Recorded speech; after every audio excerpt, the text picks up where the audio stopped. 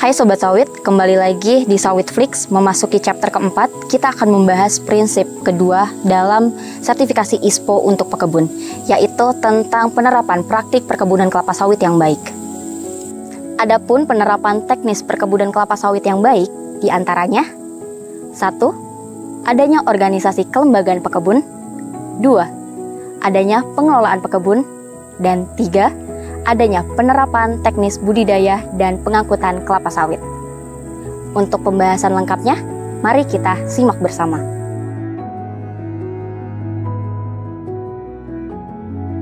Kriteria 1. Organisasi kelembagaan pekebun.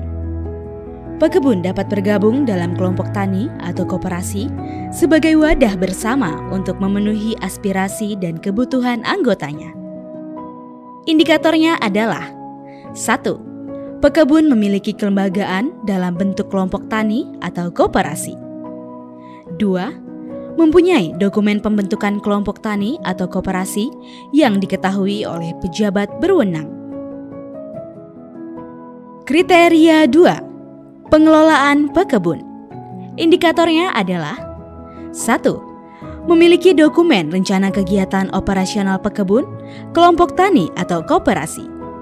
2. Tersedia laporan kegiatan pekebun, kelompok tani atau koperasi.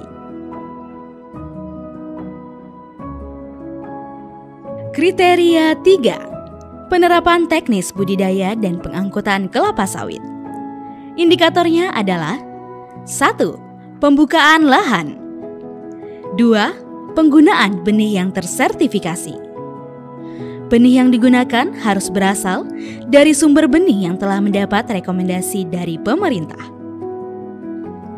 3. Penanaman pada lahan mineral atau gambut. Lahan mineral. Pekebun swadaya dalam melakukan penanaman harus sesuai buku teknis dalam mendukung produktivitas tanaman. Lahan gambut. Penanaman kelapa sawit di kebun swadaya di lahan gambut dapat dilakukan dengan memperhatikan karakteristik lahan gambut sehingga tidak menimbulkan kerusakan fungsi lingkungan.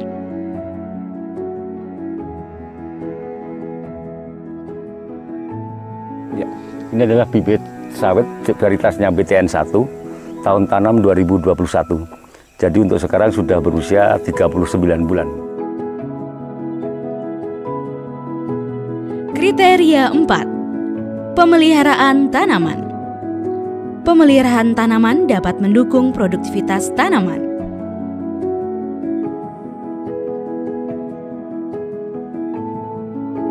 Indikatornya adalah 1. Memiliki SOP dan instruksi kerja pemeliharaan tanaman.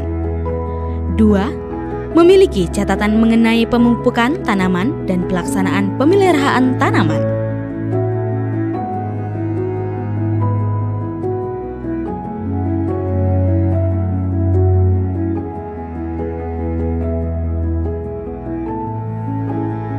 Pengendaliannya kita pengendalian gulma ya, seperti biasa rutin, bahwa pengendalian gulma kita lakukan setiap 4 bulan sekali.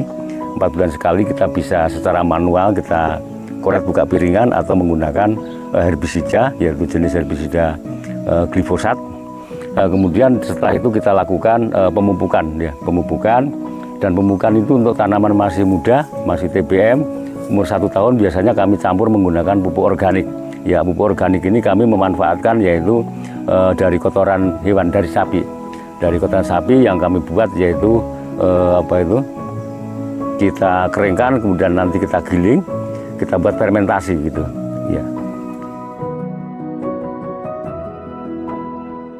Kriteria 5. Pengandalian organisme pengganggu tumbuhan atau OPT. Pekebun, kelompok tani, koperasi harus melakukan pengamatan pengendalian OPT dengan menerapkan pengendalian hama terpadu atau PHT sesuai dengan ketentuan teknis dengan memperhatikan aspek lingkungan. Indikatornya adalah memiliki dan melaksanakan petunjuk teknis pengamatan dan pengendalian hama terpadu atau PHT atau IPM, Integrated Pest Management. 2. Mempunyai sarana pengendalian OPT sesuai petunjuk teknis serta tenaga, atau regu pengendali yang sudah terlatih.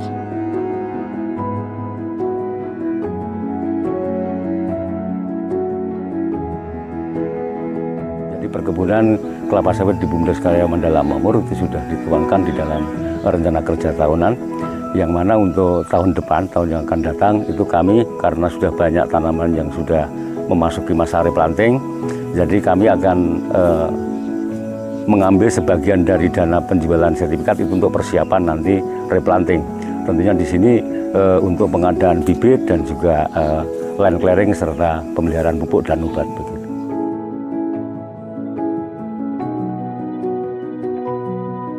Untuk penerapan PAT di Bumdes Karya Mandala Makmur sejauh ini kami serangan hama penyakit hanya sebatas ulat api. Ulat api dan sebagian kami ada kumbang tanduk atau rites ya. Hanya saja ini sudah untuk kumbang tanduk itu waktu masih muda itu sudah teratasi dengan pengendalian insektisida, termasuk juga untuk ulat apinya itu dikendalikan dengan menggunakan insektisida. Kriteria 6. Pemanen. Pekebun kelompok tani koperasi memastikan bahwa panen dilakukan tepat waktu dan dengan cara yang benar. Indikatornya adalah memiliki acuan teknis untuk buah yang dipanen adalah buah matang panen dan dilakukan pada waktu yang tepat. Memiliki rekaman atau catatan pelaksanaan pemanen.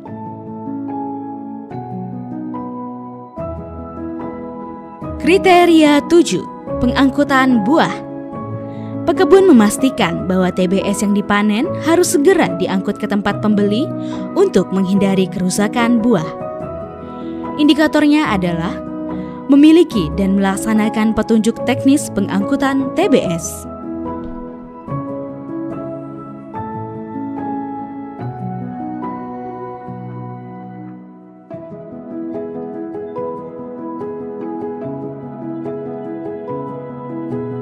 Nah Sobat Sawit, itulah pembahasan lengkap mengenai prinsip kedua dalam sertifikasi ISPO untuk pekebun.